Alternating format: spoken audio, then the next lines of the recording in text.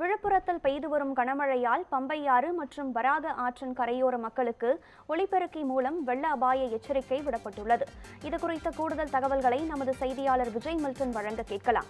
Vijay Milton, சொல்லுங்கள். விழுப்புரத்தில் கரையோர மக்களுக்கு வெள்ள அபாய எச்சரிக்கை விடுக்கப்பட்டிருக்கிறது. இது தொடர்பாக எடுக்கப்பட்ட முன்னெச்சரிக்கை நடவடிக்கைகள் என்ன? வணக்கம் கனகதாரா. வடகிழக்கு பருவமழையை தொடர்ந்து கடந்த 4 நாட்களாக விழுப்புரம் மாவட்டத்தில் ஒரு சில இடங்களில் கனமழையும் ஒரு சில இடங்களில் லேசான கனமழையும் பெய்து வருகின்றது. இன்று சாத்தனூர் அணையில் சுமார் 13,000 அடி கடநீர் திறந்து விடப்பட்ட நிலையில் தற்போது தென்பெண்ணையாறு அதன் சுற்றுவட்டார பகுதிகளில் கரையோரம் உள்ள கிராமங்களுக்கு வெள்ள அபாய எச்சரிக்கை விழுப்புரம் மாவட்ட நிர்வாகம் தரப்பில் தற்போது விடப்பட்டு இருக்கிறது.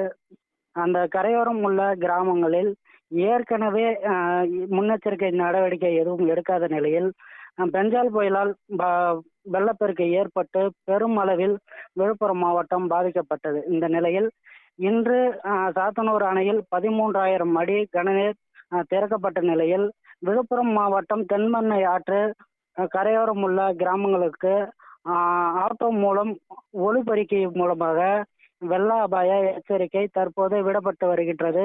ஒரு சில கிராமங்களில் தண்டோரம் போட்டு அதன் மூலமாக இந்த அறிவிப்பையும் மாவட்ட நிர்வாக தரப்பில் தெரிவிக்கப்பட்டுள்ளது. கனகதாரா,